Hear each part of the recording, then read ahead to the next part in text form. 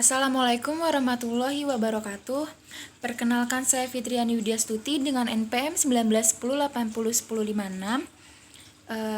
Di sini saya akan menjelaskan tentang kecerahan, suhu, salinitas, pH, gelombang, dan kecepatan arus.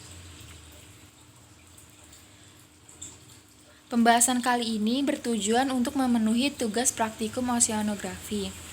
Berikut ada beberapa literatur yang saya ambil sebagai sumber informasi yang akan saya berikan berikutnya.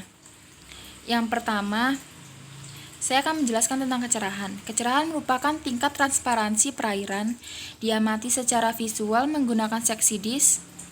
Kecerahan merupakan salah satu indikator untuk mengetahui tingkat kekeruhan perairan, di mana dapat memungkinkan terjadi proses asimilasi di dalam air. Nilai kecerahan yang rendah menjadi indikasi banyaknya partikel tersuspensi dalam perairan tersebut. Tingkat kecerahan air laut sendiri sangat menentukan tingkat fotosintesis biota yang ada di perairan, sehingga sangat berpengaruh pada pertumbuhan biota laut. Yang kedua ada suhu. Suhu merupakan salah satu faktor eksternal yang penting bagi kehidupan organisme di perairan, yang mempengaruhi metabolisme serta penyebaran organisme air. Suhu perairan berperan mengendalikan kondisi ekosistem perairan. Kenaikan suhu dapat menyebabkan stratifikasi air. Stratifikasi air berpengaruh terhadap pengadukan air dan diperlukan dalam rangka penyebaran oksigen sehingga lapisan dasar tidak menjadi anaerob. Perubahan suhu permukaan dapat berpengaruh terhadap proses fisik, kimia, dan biologi di perairan. Suhu dapat dipengaruhi oleh beberapa macam, seperti musim, lintang, sirkulasi udara, kedalaman air, dan lain-lain. Suhu sendiri dapat diukur menggunakan termometer, dan cara pengukurannya pun cukup sederhana.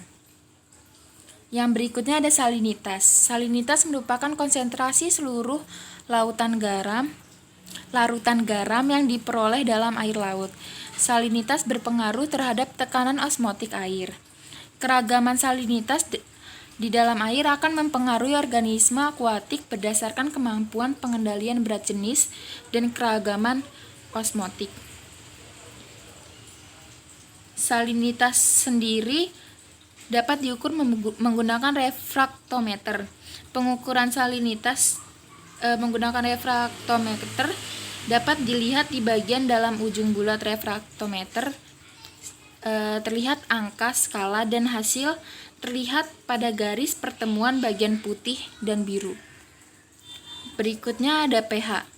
pH merupakan logaritma negatif dari konsentrasi ion-ion hidrogen yang terlepas dalam suatu cairan. pH merupakan salah satu parameter kimia dalam memantau kestabilan perairan dan mempengaruhi biota di perairan. Tinggi pH menentukan dominasi fitoplankton yang mempengaruhi tingkat produktivitas primer di suatu perairan, di mana keberadaan fitoplankton didukung oleh ketersediaan nutrien di perairan. Alat pengukur pH adalah pH meter atau kertas lakmus. Pengukuran pH juga termasuk sederhana, di mana ketika menggunakan kertas lakmus kita perlu mengambil sampel air dan melihat perubahan pada warna kertas lakmus, lalu kita melihat nilai pH menggunakan indikator pH. Yang berikutnya ada gelombang.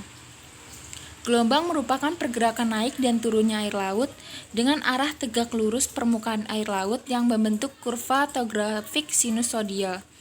Gelombang dapat dipengaruhi oleh angin, gaya tarik-menarik bulan, bumi, dan matahari. Cara pengambilan sampel gelombang adalah mengamati secara langsung dan mengukur tinggi dan periode gelombang melalui alat bantu tiang yang dipasang di setiap sisi di daerah yang ingin diamati. Untuk hasilnya dapat ditentukan menggunakan rumus yang sudah tersedia. Dan yang terakhir ada kecepatan arus. Ukuran waktu dari gerakan air yang mengakibatkan perpindahan horizontal dan vertikal massa air. Kecepatan arus didapat dengan cara membandingkan jumlah putaran kincir yang terdapat pada current meter selama waktu yang ditentukan. Mikrokontroler memproses hasil perbandingan tersebut, kemudian menampilkan hasil perhitungan pada LCD. Dari beberapa indikator perairan sebelumnya dapat ditemukan kesimpulan seperti berikut. Jadi kesimpulannya dapat dilihat dari keenam indikator tersebut sangat berpengaruh bagi kualitas air dan organisme di perairan. Hubungan antara keenamnya jika dapat berjalan dengan baik, maka akan menjaga ekosistem di perairan dan memiliki beberapa keuntungan bagi makhluk hidup lainnya, seperti suhu yang mempengaruhi salinitas. Jika suhu tinggi, maka salinitas juga ikut naik, dan gelombang dan kecepatan arus juga dipengaruhi oleh angin, di mana angin juga mempengaruhi iklim dan akan mempengaruhi suhu pula. Sekian penjelasan dari saya, kurang lebihnya mohon maaf. Terima kasih. Wassalamualaikum warahmatullahi wabarakatuh.